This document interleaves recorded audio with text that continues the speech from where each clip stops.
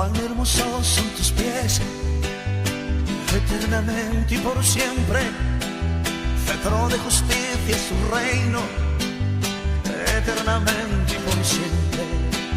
Yeshua, Yeshua, Yeshua Baruch.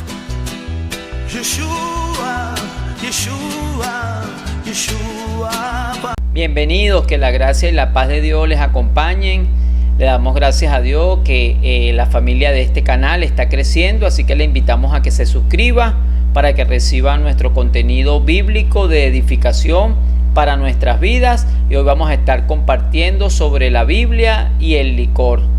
Vamos a estar viendo esas palabras originales, oinos y yayin, que tienen que ver con el vino. Vamos a estar viendo cómo se produce el vino, el uso del vino en la Biblia. Vamos a ver si era fermentado o no era fermentado, si los discípulos tomaron vino fermentado o los creyentes en general o el pueblo de Israel. Vamos a ver en cuanto a la cena del Señor y vamos a ver en cuanto a la vida de nuestro Señor Jesucristo, si comió del fruto de la vid, si bebió vino fermentado o no lo bebió. ¿Qué nos deja ver la Escritura? Le pido que por favor se quede hasta el final para que usted pueda ver toda la explicación que vamos a dar y que nos tenga paciencia, ya que estos temas requieren de una búsqueda y de un tiempo y de un desarrollo para poder entonces traerle un buen material. Así que vamos adelante con el video. Hablemos sobre la fabricación del vino. Las uvas se recogían durante agosto y septiembre en función del tipo de uva y del clima de la región. La temporada de la vendimia prácticamente había terminado cuando se celebraba la fiesta de las cabañas en la primera parte del otoño, Deuteronomio 16:13. Después de recogerse las uvas, se colocaban en tinas o artesanas de piedra caliza, donde los hombres solían pisarlas a pie descalzo mientras cantaban. Isaías 16:10, Jeremías 25:30 y 48:33. Como la pisa era relativamente suave, los tallos y la semilla no se partían y solo se exprimía un poco del ácido tánico de las pieles, lo que a su vez contribuía a un vino de alta calidad, suave y dulce al paladar. Cantares 7:9. A veces se utilizaban piedras pesadas en lugar de los pies. La fermentación empieza a las 6 horas de haber prensado las uvas. Mientras el zumo todavía está en las tinas, prosigue lentamente durante un periodo de varios meses. El contenido en alcohol de los vinos naturales varía entre un 8 y un 16% en volumen, pero puede aumentarse si se le añade azúcar al mosto o si después se le agrega alcohol. El vino se guardaba en jarros u odres durante el periodo de envejecimiento, Jeremías 13:12. Según pasaba el tiempo sin mover el vino, este gradualmente se clarificaba, depositándose en el fondo las heces, lo que aumentaba el bouquet y el sabor. Lucas 5:39. Ok, ¿y qué de los ministros, de los líderes? ¿Pueden tomar vino fermentado? Bueno, vamos a leer los requisitos de los obispos que aparece en Timoteo y en Tito. Vamos a leer donde dice: palabra fiel, si alguno en el obispado buena obra desea, pero es necesario que el obispo sea irreprensible, marido de una sola mujer, sobrio, prudente, decoroso, hospedador, apto para enseñar, y dice no dado al vino. Fíjense que en otras versiones dice no bebedor. Esa partecita donde dice no dado al vino, en otras versiones, usted la puede buscar, dice no amador del vino, no ha de ser borracho, no adicto al vino. El texto no está diciendo que no puede tomarlo, sino que no lo tome hasta embriagarse. Fíjense que no dice no lo tomes como una abstinencia, sino que no se dé a él. Vamos a ver 1 Timoteo 3:8 que nos dice, cuando habla de los diáconos. Dice, los diáconos asimismo deben ser honestos, sin doblez, no dados a mucho vino. Ahí está la clave. No dados a mucho vino, no dice a nada. O sea, no dice que no puede tomarlo, que tiene que abstenerse, sino que dice no a mucho vino. Pero ¿por qué dice que no a mucho vino? Porque se supone que ese vino, se entiende, bien implícito, es fermentado. Y si toma mucho vino, los obispos, los que anhelan obispado, entonces se van a embriagar. ¿Pero por qué? Si es completamente malo beber vino, no dice que no tome nada de vino, lo que dice es que no se dé a mucho vino. Es decir, que ese vino tiene que ser fermentado, repito. Y si toma mucho, ya está embriagado. En otras versiones, esa parte que dice no se dé a mucho vino, dice moderados en el uso del vino, ni beber mucho vino, no adictos a mucho vino, ni sean dados a emborracharse, no aficionados al mucho vino, y que no se den a beber excesivamente. Vamos a seguir. En Tito 1:7 dice, porque es necesario que el obispo sea irreprensible como administrador de Dios, no soberbio, no iracundo, no dado al vino, se repite lo mismo. En Tito 2:3, las ancianas asimismo sean reverentes en su porte, no calumniadoras, no esclavas del vino. Fíjense en otras versiones como dice, ni adictas a mucho vino. Cuando dice esa partecita, no esclavas al vino, dice en otras traducciones, ni esclavas de mucho vino, ni emborracharse, esclavizadas por el exceso de vino, no esclavas de las bebidas alcohólicas, ni entregarse a la bebida, ni se envicien del vino. Es decir, que el pecado claramente está en la borrachera o embriaguez, no en tomar vino fermentado como estamos viendo. Eso lo estamos extrayendo de la Escritura. Si quiere lo examina, lo lee con calma y se toma usted en tiempo de leer las otras versiones de la Biblia, que le va a ayudar mucho. Entonces, como se está condenando la embriaguez, ¿qué es la embriaguez? Es el trastorno temporal de las capacidades físicas y mentales a causa del consumo excesivo de alcohol o de algún tipo de narcótico. ¿Qué es la borrachera? Bueno, eso es un sinónimo. Es el estado de intoxicación producido por la ingesta de alcohol que provoca una alteración de la conciencia y de las facultades mentales y físicas.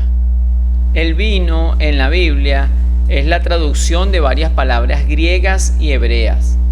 Las más comunes son yayin en hebreo y oinos en griego. También se usa tiros y shekar en hebreo. Bebida fuerte en general que pudiera incluir el vino, pero que a menudo se contrasta con él. Podemos ver Levítico 10:9.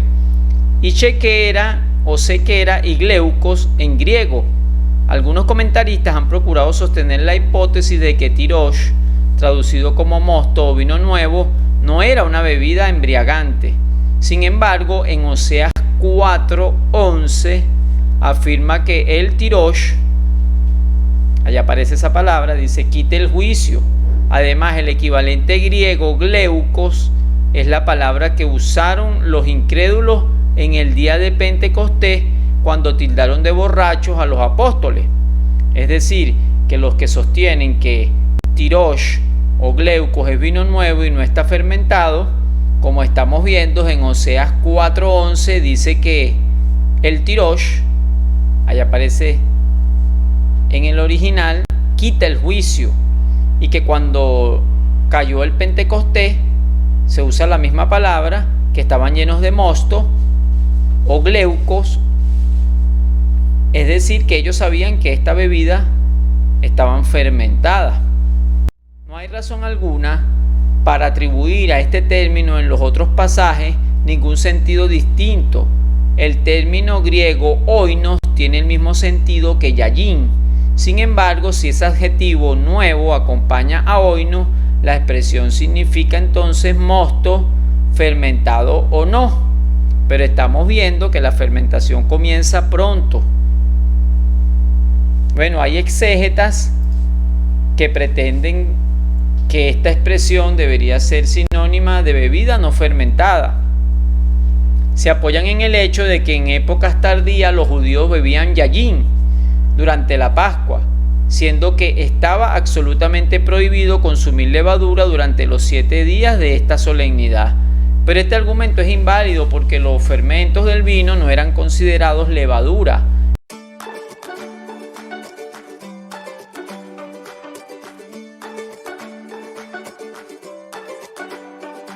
La Mishnah afirma que se bebía vino durante la Pascua.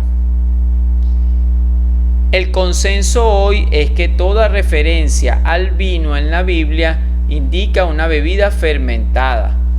Y cuando se menciona el simple jugo de uva, nunca se usa la palabra vino, como ya vimos en Génesis 40:11. El hecho de que la Biblia apruebe el uso del vino fermentado no debe inquietar a los cristianos. El problema radica en el uso desenfrenado del vino que resulta en la embriaguez. La Biblia condena rotundamente la borrachera, pero no ordena la abstinencia total, excepto bajo ciertas circunstancias religiosas y culturales. Algunos traen a colación aquí la preocupación por el hermano débil, como lo dice Romanos 14:21, que no coma ni beba nada, ¿verdad?, en que tu hermano tropiece. En fin, la ética escritural reconoce que el vino, como también las relaciones sexuales, la comida, las emociones, el dinero y otras cosas, se presta tanto para el uso legítimo como para el abuso pecaminoso. Convencidos de que el vino es un don de Dios, los autores sagrados describen la prosperidad en términos de abundancia de trigo y mosto, según Génesis 27:28. Requieren el diezmo del vino, Deuteronomio 12:17, prescriben para ciertas ofrendas una libación de vino, Números 15:7, y afirman acerca de la vid alegórica que su mosto alegra a Dios y a los hombres, Jueces 9:13. El salmista enumera entre las bendiciones de Dios el vino que alegra el corazón del hombre, Salmo 104:15. Jesús suministró 120 galones de vino en las bodas de Caná, Juan 2:9, y usó vino en su última cena con los discípulos, en la cena del Señor. Pablo recetó a Timoteo un poco de vino por causa de su estómago y también sus frecuentes enfermedades, Primera de Timoteo 5:23. Sin embargo, los peligros del vino también se señalan en los pasajes que cuentan las vergonzosas historias de Noé, de Lot y de David, y en las proscripciones del vino y de la sidra para los obreros religiosos, Isaías 28:7. Se practicaba la abstinencia del vino en casos excepcionales como el voto de los nazareos, que está en número 6, la obediencia de los recabitas, que está en Jeremías 35, y el ascetismo de Juan el Bautista, que está en Lucas 1:15. Sin embargo, los ejemplos que nos da el Nuevo Testamento son de usar libremente el vino, pero siempre con la moderación que dicta el dominio propio. Primera de Corintios 10:31. Nuestro Señor, lejos de ser un astemio como Juan el Bautista, causó escándalo entre sus opositores que lo tildaban con una dosis de hipérbole de glotón y bebedor de vino. Mateo 11 del 16 al 19. El principio paulino se enuncia con claridad. Nadie ha de imponer la abstinencia a otro ni juzgar al respecto. Colosenses 2:16. No obstante, a los oficiales de las iglesias los exhorta a ser moderados en el uso del vino y a dar un buen testimonio. La Biblia usa el vino en sentido figurado. La ira de Dios se expresa en términos de pisar el lagar y hacer beber a los injustos el vino del furor de Dios, Jeremías 25:15. Jesús relaciona sus enseñanzas con el vino nuevo que no se puede echar en odres viejos, Mateo 9:17, indicando que el cristianismo no podría expresarse dentro de los moldes antiguos del judaísmo. El vino simboliza la sangre de Cristo, Mateo 26:28, elevando la figura a su cumbre, Por otro lado, estar llenos de vino se presenta como opuesto a estar llenos del Espíritu Santo. Efesios 5, 18.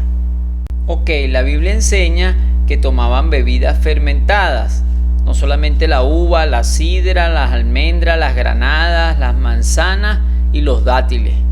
Tenemos a Noé, allí usted puede ver el versículo en Génesis 9:20. Tenemos también a Nabal en Primera de Samuel 25:36. Tenemos también a Ben-Hadad, rey de Siria, y 32 reyes. Eso está en Primera de Reyes 20:16.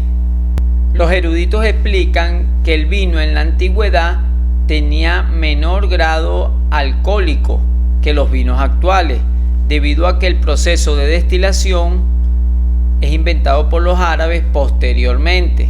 Recordemos que cuando hablamos de la palabra vino o aparece la palabra vino, ya se está hablando o se está refiriendo a una bebida alcohólica, con grado alcohólico, capaz de emborrachar. Entonces vamos a ver, ¿puede un creyente tomar alguna bebida con grado alcohólico o es pecado? Bueno, vamos a analizar a los israelitas, a los cristianos del primer siglo y los pasajes y los hechos de la Biblia, que vamos a obtener la respuesta que queremos para este tiempo. No quiere decir que estamos promoviendo las bebidas alcohólicas. Es como extraer la verdad de que hay una causal para el divorcio y que por eso estemos apoyando el divorcio. Son dos cosas totalmente diferentes. Las personas que vienen de una vida de alcoholismo, las personas que se sienten débiles en esa área, pues deben evitar consumir bebidas alcohólicas para no retroceder y caer nuevamente en los vicios. Y todos debemos cuidarnos, todos tenemos áreas más débiles, otras más fuertes, pero tenemos que buscar en el Señor Jesucristo esa fortaleza, y el avisado ve el mal y se aparta. Con este estudio no pretendemos ahora que usted va a salir y, como la Biblia dice que era vino fermentado, y como estamos viendo en todos estos pasajes, entonces yo puedo tomar otro tipo de bebidas alcohólicas, porque desde que se elaboró o se creó el proceso de destilación, ahora las bebidas alcohólicas alcanzan altos grados de fermento, provocando la embriaguez rápida, muy rápidamente. Entonces no es lo mismo que usted se tome un vino o una bebida, como lo dice la Biblia, a que usted ahora va a justificar de que va a tomar otras bebidas, porque eso no conviene, eso no es prudente, eso no es de creyente. Pero eso tampoco quiere decir que vamos a juzgar o a condenar y a tildar de vil pecador al que se toma una copa de vino. Acuérdese que siempre lo que se está midiendo es que no se emborrache. Claro, hay algunos vivos que dicen: no, yo no me emborracho tan fácil, lo mío son tantos tragos, tantas botellas. Se engañan ellos mismos.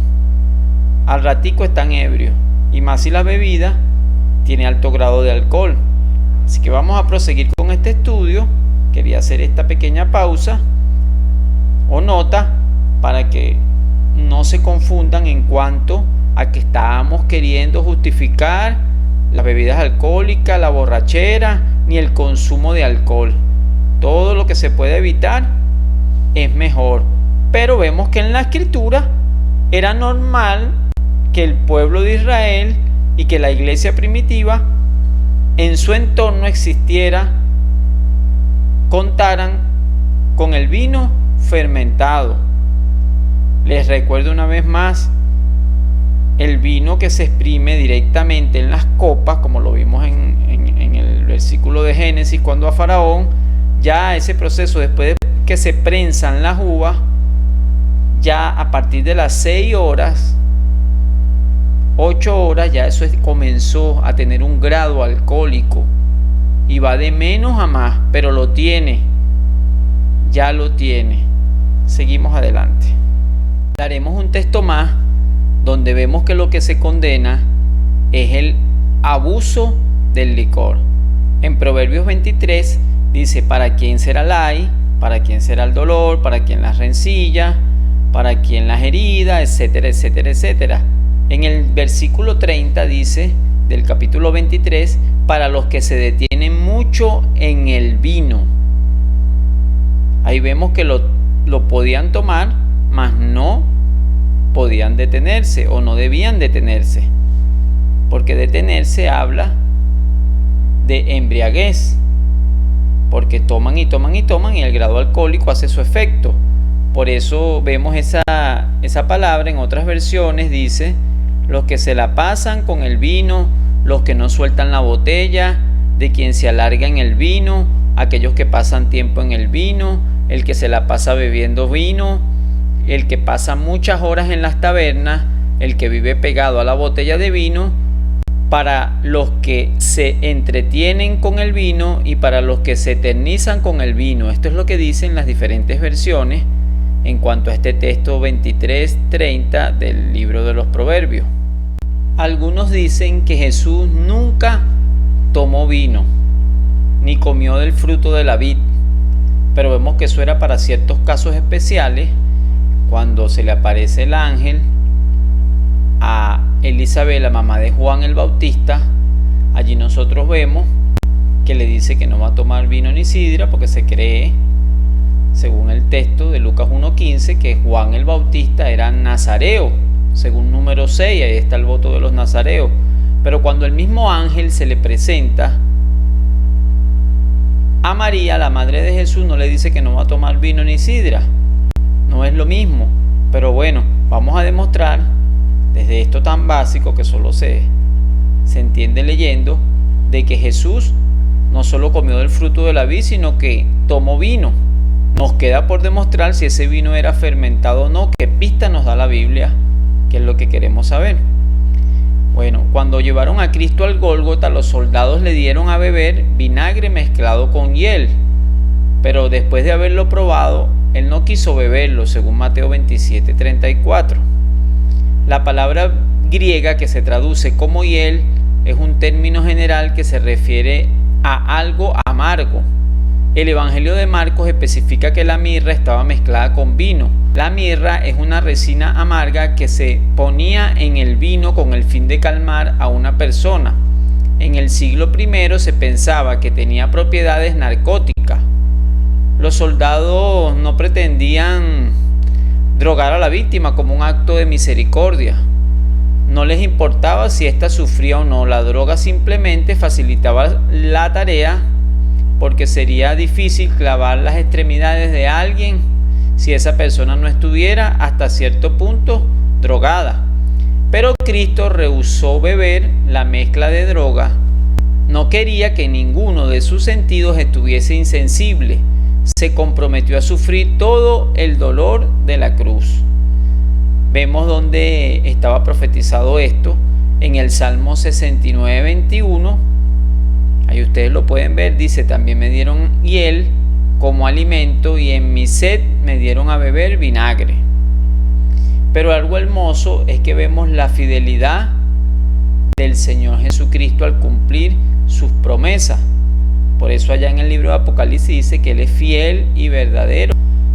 ¿Por qué fidelidad? Porque bueno, Jesús ante sus promesas es firme, y Él prometió no beber más del fruto de la vid en Lucas 22:18. Porque os digo que de ahora en adelante no beberé del fruto de la vid hasta que venga en el reino de Dios. Y eso lo cumplió. Cuando le dieron a beber el vino mezclado, solo lo probó. Mateo 27:34. Aquí ustedes pueden ver estas imágenes referente a esto.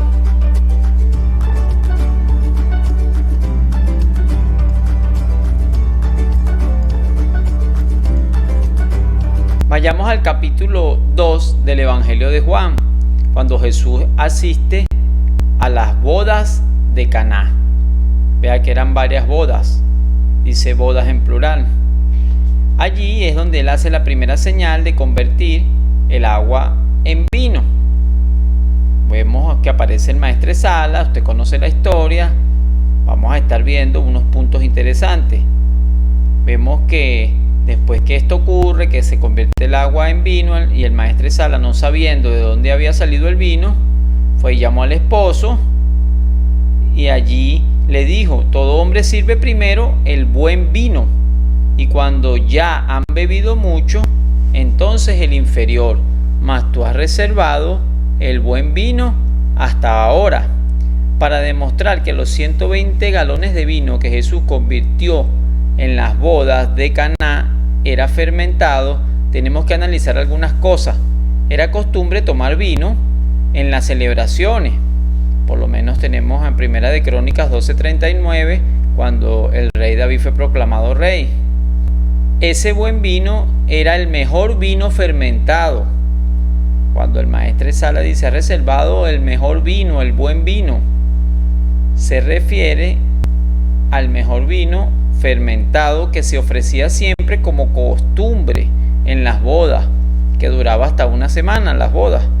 Se servía primero y se dejaba el vino inferior, que también era fermentado, para lo último. ¿Quién es un maestresala? Era un criado de la casa real que se ocupaba de la distribución de la comida, de las bebidas, de probarlas para prevenir envenenamiento. Determinaba en qué proporción se tenía que mezclar el vino, que se conservaba concentrado hasta el momento de consumirlo, y determinar la cantidad que podía beber cada invitado. O sea, hacía un cálculo. Él probó el vino fermentado como lo hacía constantemente como criado. En otras traducciones, el versículo 10 dice: cuando están embriagados, cuando la gente está bebida, o cuando los invitados se emborrachan. Ese versículo 10, él le dijo: todo hombre sirve primero el buen vino, y cuando ya han bebido mucho, es lo que estamos viendo que en otras versiones significa. Ahí en la concordancia Strong, vamos a ver en las imágenes, en el griego es el 3184. La palabra es metuo, y esta palabra significa, o de la forma fonética es metoo, significa en la definición abreviada: estoy borracho, estoy intoxicado con vino. ¿Dónde aparece esta misma palabra? Esa la vemos en Mateo 24:49, Hechos 2:15, Primera de Corintios 11:21 y Primera de Tesalonicenses 5:7. También aparece en Apocalipsis 17:6, donde estamos tratando ahorita. Ha reservado el mejor vino al final, para cuando ya han bebido bastante, o cuando ya están ebrios. Esta palabra habla de ebriedad. Los judíos conocen la diferencia entre un vino fermentado y un jugo recién exprimido de uva. Cuando ya las personas están borrachas, servían el vino de más baja calidad, dando a entender que el maestresala está insinuando que el vino que se da en las fiestas es fermentado. También vemos que Jesús convierte el agua en vino. El maestresala lo probó, y como él estaba sirviendo vino fermentado, se dio cuenta que este estaba muy bien, muy bueno, el mejor vino. Luego vemos que todos los invitados de esas bodas también probaron el vino, también se les dio. Fue una gran cantidad que el Señor Jesucristo convirtió, y por todas estas evidencias que estamos hablando, nos damos cuenta que tuvo que haber sido un vino fermentado. Nadie se quejó, ellos siguieron bebiendo. El problema no es beberlo, el problema es la borrachera. Aquí vemos en la Biblia interlineal del Nuevo Testamento, en este versículo de Juan 2:10, donde dice: y le dijo, todo hombre sirve primero el buen vino, y cuando ya han bebido mucho, entonces el inferior. Tú has reservado el buen vino hasta ahora. Ahí vemos las letras rojas en español, y abajo a la izquierda aparece el número que corresponde a la palabra metoo, que es el 3184. Usted lo puede ver ahí en azul. Esa es la palabra que significa han bebido mucho, significa se han embriagado. Lo mismo vamos a ver aquí en Primera de Tesalonicenses 5:7, también en Hechos 2:15, también en Primera de Corintios 11:21, es la misma palabra, en Mateo 24:29, y por último la palabra que es embriagar del 31:84 que estamos confirmando. Ok, nos vamos a Mateo 11, 18 y 19, donde hay una acusación no solamente contra Jesús, sino contra Juan el Bautista. Dice el verso 18, porque vino Juan, que ni comía ni bebía. Recuerde que en Lucas 1:15 vemos que él era nazareo. Y dicen, tiene demonio. Verso 19, vino el Hijo del Hombre que come y bebe. Él mismo está diciendo que come y que bebe, el Señor Jesús. Y dicen, he aquí un hombre comilón y bebedor de vino, amigo de publicanos y de pecadores, pero la sabiduría es justificada por sus hijos. Veamos estos pasajes en 3 versiones más. Pues Juan no dedicaba el tiempo a comer y beber, y ustedes dicen, está poseído por un demonio. El Hijo del Hombre, por su parte, festeja y bebe, y ustedes dicen, es un glotón y un borracho, y es amigo de cobradores de impuestos y de otros pecadores, pero la sabiduría demuestra estar en lo cierto por medio de resultados. En la palabra de Dios para todos dice, porque vino Juan sin comer ni beber vino como los demás, y la gente dice que tiene un demonio. Vino el Hijo del Hombre que come y bebe, y dicen, miren, es un comilón, borracho y amigo de los cobradores de impuestos y de los pecadores. Pero la sabiduría divina se comprueba por la vida de los que la siguen. Vemos que Jesús está afirmando que Juan el Bautista ni comía ni bebía, y también está afirmando que vino él, el Hijo del Hombre, que come y bebe. Pero ellos lo que mal dijeron es que Juan tenía un demonio y que el Señor Jesucristo, aunque tomaba, no se emborrachaba. Vemos en este contexto es porque el Señor Jesucristo se medía, porque ese vino, que esas acusaciones que le estaban haciendo, era porque ellos sabían que bebía vino fermentado. Si no, no tendría sentido que ellos le hubiesen llamado borracho. Es lo que dicen otras versiones, según esa palabra en el original, como la hemos visto. Es porque dice, el Hijo del Hombre que come y bebe. Y dicen, ahí tenés a uno que es glotón y borracho. Ellos pensaban que porque el Señor Jesús tomaba vino, y se entiende implícitamente que ese vino era fermentado. Pero Jesús nunca pecó. Jesús fue tentado en todo, con una de ellas en las bebidas, y nunca se emborrachó, como algunos que no conocen a nuestro Señor Jesucristo quieren justificar. Entonces están los extremos, los que dicen que nunca bebió vino fermentado para tratar de guardar a los hermanos, pero la Biblia tiene su verdad. Es para guardar a algunos hermanos que no caigan en la bebida y le prohíben el beber y predican que todo es malo. Y están los otros que dicen que el Señor Jesucristo fue un borracho para justificar su borrachera. Entonces los de un lado justifican que no se debe tomar nada para que nadie tome y que todo es pecado en cuanto a las bebidas alcohólicas. Y del otro lado están los que nada es pecado y que lo ponen a él como un borracho, como un bebedor, para ellos también justificar de que si Jesús lo hizo, pues ellos también lo pueden hacer. Pero nosotros vamos a guiarnos por la Escritura, gloria al nombre del Señor.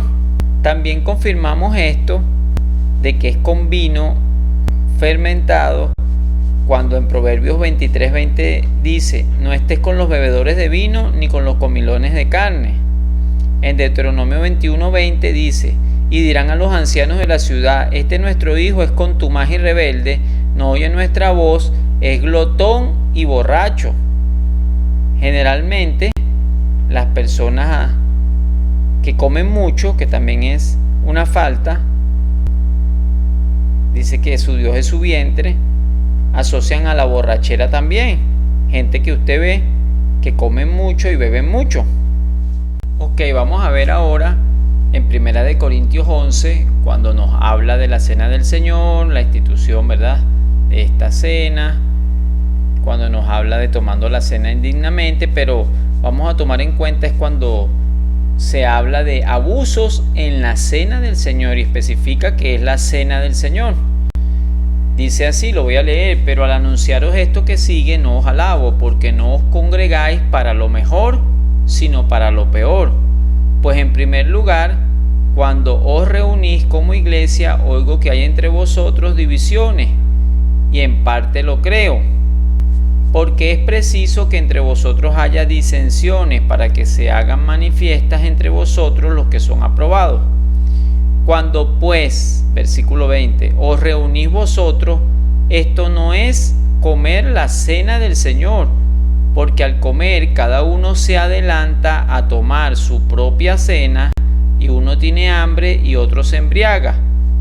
Pues que no tenéis casas en que comáis y bebáis, o menospreciáis la iglesia de Dios y avergonzáis a los que no tienen nada. ¿Qué os diré? No os alabaré en esto. Entonces, veamos el verso 20 y 21 como clave. Dice: cuando pues os reunís vosotros, esto no es comer la cena del Señor, porque al comer cada uno se adelanta a tomar su propia cena. La iglesia primitiva iba a la cena del Señor, llevaba sus elementos, su pan y su vino, y ellos, Pablo le dice que estaban abusando porque se adelantaban. Cada uno llevaba y compartía, pero se sentaban, iban a comer y comían su propia cena para esa cena del Señor, que ellos llevaban su pan, llevaban su vino, y entonces dice que no compartían porque unos pasaban hambre y otros ya estaban ebrios. Un momentico, está hablando de la cena del Señor y está ebrio, estaban ebrios. ¿Qué vino llevaban ellos a la cena del Señor? Imagínense a nosotros en este tiempo, por poner de ejemplo, vamos allá a celebrar la cena del Señor con una botella de whisky o con otra botella de licor. Vamos a ambientarnos y a darle la lógica a esto, que es lo que trae implícito. O sea, ellos se emborrachaban con el vino que tomaban, que ellos mismos llevaban para compartir la cena del Señor, porque habían unas personas que no tenían, por lo que vemos ahí, algunos hermanos, y unos no tenían nada que comer y otros sí llevaban. No era como ahora que de repente la iglesia pone los elementos, el pan, el vino, eso es una cena, es una comida. Entonces vemos que ahora el texto nos está diciendo que otros se emborrachan, pero vamos a analizar otras versiones donde lo vamos a ver más claramente, aunque ahí está claro, ¿no? Dice la Biblia de nuestro pueblo. Vamos a examinar específicamente el versículo 20 y 21. Y así resulta que cuando se reúnen no comen la cena del Señor, porque cada uno se adelanta a consumir su propia cena, y mientras uno pasa hambre, otro se emborracha. Eso mismo lo dice el Código Real, la Biblia Castellán, la Bris Hadash y muchas versiones más. Usted las puede consultar. Me llamó la atención la Dios habla hoy y la K2. Vamos a leer estas dos. La Dios habla hoy, el versículo 20. El resultado de esas divisiones es que la cena que ustedes toman en sus reuniones ya no es realmente la cena del Señor, porque a la hora de comer cada uno se adelanta a tomar su propia cena, y mientras unos se quedan con hambre, otros hasta se emborrachan. O sea, se adelantaban, no esperaban a los hermanos y empezaban a comer, no lo hacían en orden, era un desorden, como nos lo deja ver el texto. Vamos a ver qué dice la Kadosh. Por lo tanto, cuando se reúnen no es para comer la cena de Adón. Mientras comen, cada uno se adelanta al otro, y unos quedan con hambre mientras que otros ya se han emborrachado. La pregunta, ¿con qué bebida se emborrachaban? ¿Y de qué está hablando el contexto? De la cena del Señor. Bueno, alguien podría decir, es que llevaban 2 odres, uno con vino fermentado y uno con un jugo recién exprimido de uva, que no había alcanzado ya las 8 horas ni las 6 horas y no había empezado a fermentarse. Pero vemos que eso no tiene mucho sentido porque se está hablando desde la cena del Señor. El vino era parte de la comida de la Pascua, por lo tanto estaba sobre la mesa cuando Jesús celebró la Pascua, por última vez con sus apóstoles. En aquella ocasión Jesús se refirió a ese vino como ese fruto de la vid, y como esto ocurrió unos 7 meses después de la vendimia, no hay duda de que fue zumo fermentado de la vid. Mateo 26, 18, 27, 29. Pero nunca pecó, y eso incluye que nunca se emborrachó como se justifican los pecadores amantes de las bebidas alcohólicas. Si a los discípulos se nos permite tomar vino fermentado, vemos que a ellos se les permitió. Vemos que Melquisedec mismo, cuando se presenta, trae pan y vino. Melquisedec es un tipo de Cristo.